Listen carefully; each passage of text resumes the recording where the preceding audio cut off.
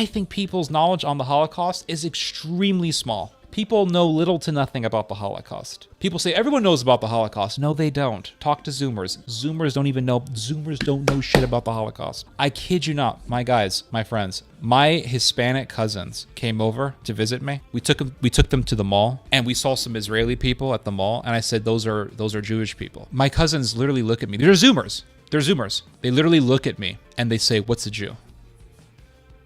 I kid you not. Guys, I'm not even joking. They said, "What is a Jew?" I said, like, we can't even talk about the Holocaust. We have to start from square one. Well, long ago, there was a man named Abraham. They didn't know what a Jew was. So I said, have you guys ever watched the film Saving Private Ryan? I became even more disappointed. They said, "What's that?" I said, "You've never seen the movie, you've never seen the film Saving Private Ryan?" No. I saw Saving Private Ryan when it came out in theater. Guys, I still have memories of when I was in the theater in 1990. When did it come out? 1998? I was 7 years old. Remember the show Doug on Nickelodeon? Every millennial knows the show Doug, right? That's like our Bugs Bunny. Remember Doug, but it's more existential than Bugs Bunny. Remember Doug Funny? Remember the show Doug, Nickelodeon? I used to watch the show Doug every single night. The highlight of my day was watching Doug. Go to school, go home, homework, meh. And then you watch Doug. That was the highlight of my day, was Doug. I remember, I kid you not, here I am in the house. We're living in our little condo in California. And I'm like, Doug's about to come on. My dad comes home from work and he says, "We're going to the theater." I was devastated. "We're gonna watch Doug." "Nope, we're not gonna watch Doug. We have to go watch a movie in the theater." I said, "What time does Doug start?" "It starts at around 8 p.m. We'll get home before 8 p.m., right?" "No, we're not going to get home before 8 p.m. So my dad says, "We're going to go watch a film called Saving Private Ryan." Now, again, I'm 7 years old. My knowledge of the English language when I was 7 years old was drastically limited. Saving Private Ryan? What the hell does that even mean? To me, it felt like one big word. We go to the theater. This is 1998. We're almost in the front row, I remember. We're close to the front row. So here I am, close to the screen. Big ass screen. The whole freaking theater is packed, right? Of course, we have some popcorn here. And I'm going to watch something called Saving Private Ryan. Here I am. No one ever told me about the Nazis. No one ever told me about... I didn't know what a German was. I didn't. German? What is that? German? Hitler? No one ever told me this at that point. So here I am. Theater. D-Day scene in the beginning. It's like boats. You know, when you're 7 years old, you don't see everything in its completion. You don't. All you see is chaos. You don't know what's going. All you see is chaos. That's all you see. You cannot. The full gravity, the context, the meaning of what is happening, those ideas are not even being conceived in your brain, right? The idea of context, the phenomena or the concept of context, concept of, well, what's going on? What date is this? Those questions are not even running through your head. All you see is gore, people screaming, and the only question you have in your head is, why is this happening? I'm seeing a man walking around with a missing arm and he's picking up his own arm. Holy shit. The terror that I was I still remember it. The terror that I was experiencing was just heavy. It was so heavy. Now, I remember at that age, I had already known about Chucky. Chucky scared me. Leprechaun scared me. Scream 1 scared me, but holy shit, none of those films were nothing in comparison to what I saw on that night. I'm seeing a man laying on his back with his intestines out. And I remember later on asking my dad, what was that stuff coming out of his body? And my dad said, "Oh, that's intestines." "What's an intestine?" "Well, it's the digestive system in your body." I'm seeing a man holding his stomach and his guts are out and he's screaming for his mother. He's screaming "Mama." All I knew was I was horrified. So this was my introduction to World War II. So fast forward, it's the year 2019, and here I am with my Zoomer ass cousins, and they don't even know what a Jew is.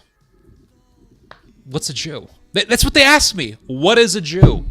We're not even going to talk about Anne Frank. We're not going to talk about Night by Elie Wiesel. We're not going to talk about Schindler's. We're going to talk about what a Jew is. Abraham. We got to go back to Abraham now. So I asked them, "Did you ever see the film Saving Private Ryan?" Now the ages of these people, these cousins of mine, they range from, I want to say, 10 to about 18, and there was 4 of them, and none of them had seen Saving Private Ryan. And I said, we're going to go watch Saving Private Ryan. I had them sit down on the couch. I said, we're going to watch this movie. And I was very serious with them. I said, I don't want to hear a word out of you.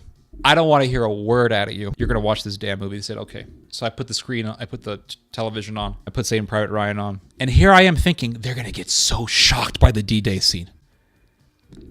One of them pulls out his phone and starts texting. And I said, put... In the middle of the scene, the D-Day scene, put your friggin' phone down. Dang it. Put your phone down. One of them in the middle of the freaking movie, in the middle, I think it was in the D-Day scene or it was right afterwards. I don't remember. One of them's like, I need to go to, I gets up. I need to go to the bathroom. Oh my God. They weren't even shocked. They weren't even shocked. They weren't even disturbed. Like the dude is screaming for his mother and they weren't like, what? What's going on? They were just like, okay. Completely indifferent. I was literally more disturbed than they were. I'm not exaggerating. I was more disturbed than they were. I was like, oh my God, this scene still affects me. Live leak. These kids, they had probably already seen cartel beheadings. But you see, that didn't occur to me at the time. I didn't think about that. I'm like, wait a second. Holy shit. Live leak. Yeah. They probably had already seen beheadings. Here I was, 7 years old. Didn't know what intestines were. Didn't know what a German was. Didn't know what private meant. Ryan, Saving Private. That just feels like one word. That felt like one word to me. And here I am seeing people getting burned alive. A man picking up his own severed arm. Some guy screaming for his mother while his intestines are out. People getting blown up to be... Dude, oh my God. I watched the D-Day scene today. I can't watch Saving Private Ryan all the time. That's something I watch every 5 years. Maybe every 10 years I'll watch Saving Private Ryan. I watch scenes from that film and I cannot watch without a slight urge to weep. I'm not exaggerating. I see people getting blown up and I'm like, oh my God. It still with me. It's just that movie, Steven Spielberg, that guy traumatized me. Holy shit. Oh my God. I remember as a child, and even I kind of understood what was happening in this scene. When the guy, oh my God, dude, the guy gets shot in the throat, and the Jewish dude and the German guy are fighting to the death. Oh my God, dude. Steven Spielberg, that man is merciless. He didn't hold back. And you know what? Thank God he didn't hold back. I'm so happy he did the movie that he did because it opened up the eyes of people. Like, this is war. This is what this is. You see a man drowning in his own blood. He's groggling, choking, and two men are fighting to the death. And the man is choking, and they're rolling on top as they're fighting to the death. They're rolling on top of the guy who's drowning in his own blood. And I remember at 7 years old, I was like, what is this? Oh my God, dude.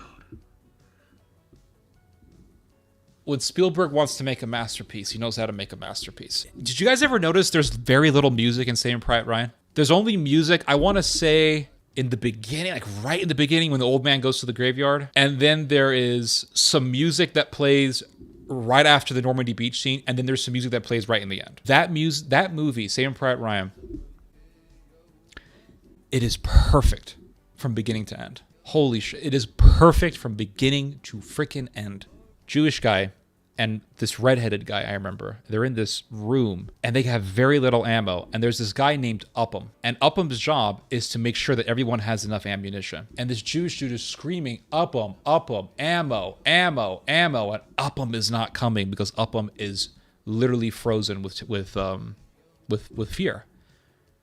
The thing is that you're watching this scene, you're like, you can't really judge Upham. Because the thing about war and fighting and all that stuff is you really don't know if you're for it until you're actually in it. People are like, oh, in a gun battle, I do this and I do that. You don't know what the you would do unless you're absolutely trained for it.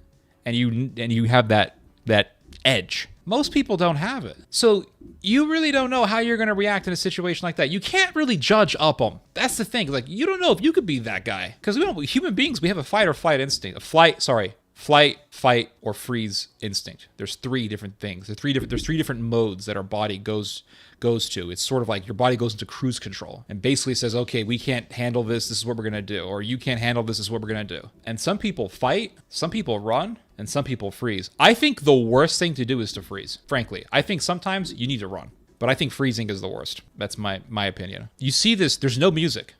And that's the genius of Spielberg.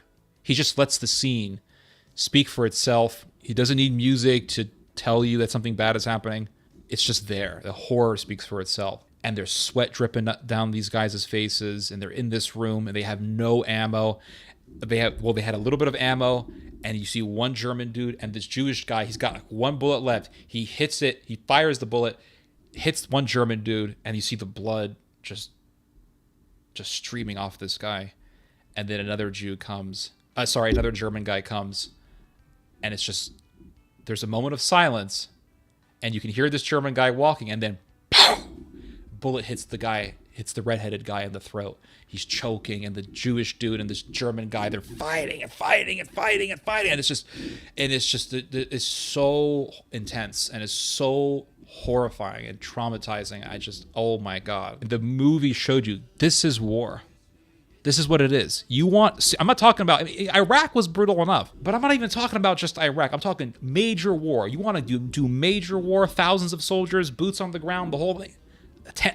Not thousands, hundreds of thousands of soldiers, if not millions of soldiers. This is what this is. There's a video you can see from 2022 when the Russian-Ukrainian war broke out. And you have Ukrainians with Georgian fighters. Georgian, the country, not the state. They weren't from Atlanta. They were from Tbilisi. You see these Russian soldiers on the ground. Their hands are tied behind their backs, and you can hear this Russian soldier groggling. It's such a horrifying sound. And this Ukrainian guy is screaming, we slit these people's throats. We slit their throats. Slava Ukraina. We slit their throat. And you hear these like two Russian dudes just drowning in their own blood.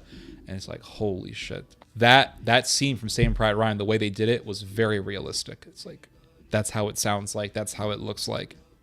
It ain't bullshit. We were traumatized in Saving Private Ryan. A lot of people who are Zoomers or Alphas, they're part of Generation Alpha, they don't know anything about this stuff. They don't even know what the Holocaust is. So if people don't know about the Holocaust, they're not really being taught about the Holocaust. And that's why I say, I don't think the Holocaust has been actually talked about enough. I don't think it's been emphasized enough. And I think the problem is a lot of people are just indifferent. A lot of people just don't care about the Holocaust. A lot of people just don't really care about the Holocaust. And when people don't care about the Holocaust, that means another one's going to happen.